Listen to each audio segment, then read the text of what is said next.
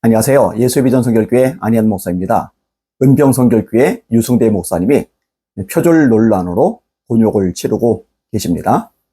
제가 김백만원이라는 유튜브 채널에 들어서 그 영상들을 다 봤어요. 어떤 분이 저한테 그러더라고요. 은병선결교회 사정을 알고서 이야기를 해야 되지 않겠느냐. 그 얘기는 유승대 목사님 반대편에 있는 사람이거든요. 그러니까 유승대 목사님을 공격하는 그 영상에 동의를 하는 거예요. 그리고 그런 세력 속에 들어가 있는 거예요. 그래서 저한테 은병선결교회 사정을 알고 이야기해야 되지 않겠느냐, 그 얘기를 하는 거예요. 이게 참 모순인 게요. 제가 은병선결교회 유승대 목사님 표절 논란에 대해서 무엇을 가지고 알게 되었겠어요? 본인들이 활용하는 그 채널을 통해서 알게 된 거죠. 그럼 제가 접한 정보들은 어디서 얻은 거겠어요? 유승대 목사님 통해서 얻었겠어요? 은병선결교회에서 유승대 목사님 설교를 들으면서 은혜를 많이 받는 성도들에게서 얻겠어요? 아니죠. 유승대 목사님을 반대하는 세력들이 올리는 영상, 내용을 가지고 정보를 얻은 거죠. 그러면은 제대로 알고 이야기하라는 그 말을 저한테 하면 안 돼요. 왜냐면은 본인들이 옳다고 생각하고 은병선결교회 정보라고 생각하고 유승대 목사님 정보라고 생각하고 올렸던 것을 토대로 제가 이야기를 꺼내고 있기 때문에 그렇습니다. 그러니까 스스로 이야기하면서 모순에 빠지는 이런 우를 범하지 않을 필요가 있다고 생각이 되어집니다. 표절에 대해서 제가 조금 더 이야기를 하려고 합니다. 제가 한 교회 이제 부흥회를 갔어요. 그 부흥회 간 교회 목사님은 열심히 목회를 하시는 분이에요. 또 설교학으로 박사학위를 받으시는 분이에요. 근데 그 목사님께서 저한테 이제 설교 원고를 볼 수 있는 방법이 있느냐고 물어보시더라고요. 그래서 이제 설교 원고를 볼 수 있는 그런 사이트를 알려줬어요. 제가 이제 올려놨죠. 그래서 들어가 보면 볼 수 있게끔. 이걸 이제 참조를 해도 되겠느냐고. 그래서 얼마든지 참조하라고 그랬어요. 그 다음에 제 친구 목사님도 그렇고 또 몇몇 목사님들도 있는데 제가 설교를 했던 것을 가지고서 활용을 하세요.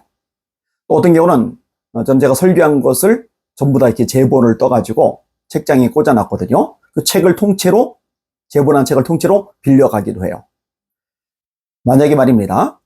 그렇게 제 설교를 활용해서 소화시키고 또 다시 설교하고 이 부분이 뭐 도둑질이다, 뭐 표절이다, 범죄다, 잘못이다라고 판단을 했다라면은 그렇게 못하게 했을 겁니다.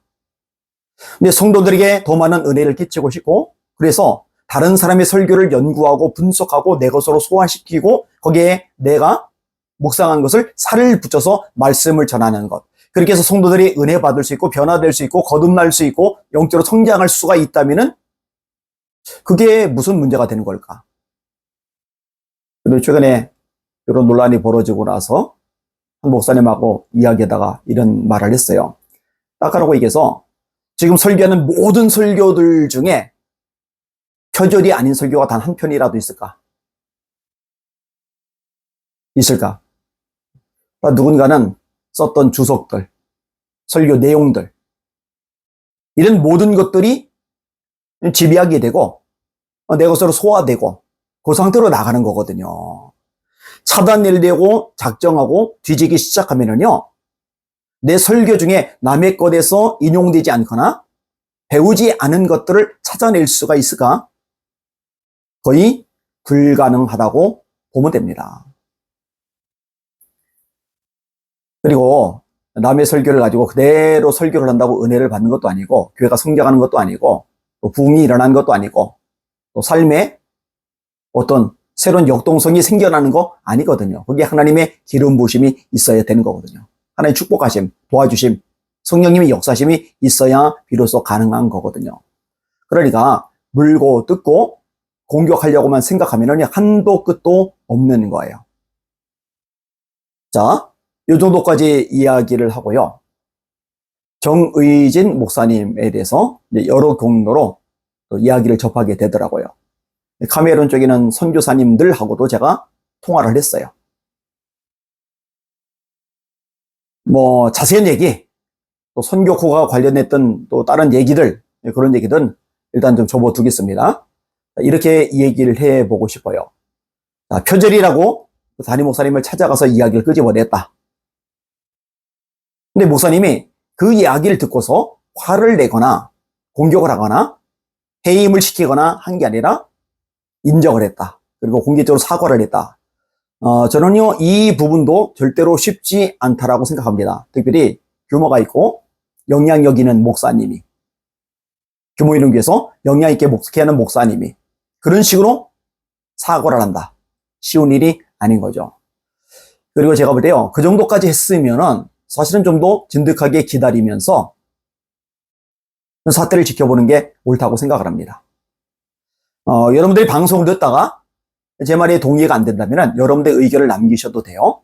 얼마든지 토론은 가능하니까요. 단 무례한 댓글, 함부로 막말하거나 인격 모독적인 말을 하는 것에 대해서는 제가 삭제 조치를 하겠습니다. 그렇지 않은 것은 남겨놔요. 지금 제 채널에 올라간 댓글들 중에서 유순회 목사님 반대편 쪽에서 글 달았던 것들 제가 매너 없이 쓴 거 아니면은 하나도 삭제 않고 다 내버려 두었거든요. 그래야 대화가 되는 거니까요. 자, 다시 원점으로 돌아가서 유 목사님에 대해서 그렇게 얘기를 끄집어냈으면은요, 제 생각에는 그대로 거기서 이제 멈춰서는 게 옳았다고 생각을 해요. 그것을 또다시 이야기하면서 압박을 가하고 또 교인들에게 공론화하고, 이거는 바람직한 현상은 아니라고 생각이 되어집니다. 왜 그렇게 생각하느냐? 왜 그것이 문제점이 있다고 보느냐? 그거에 대해서도 기회가 되는 대로 또 다룰 수 있도록 하겠습니다. 물론 표절과 관련해서만 이 정도로 한 번 더 이야기를 끄집어냈습니다. 은병성결교회를 위해서 기도 많이 해주시길 바랍니다.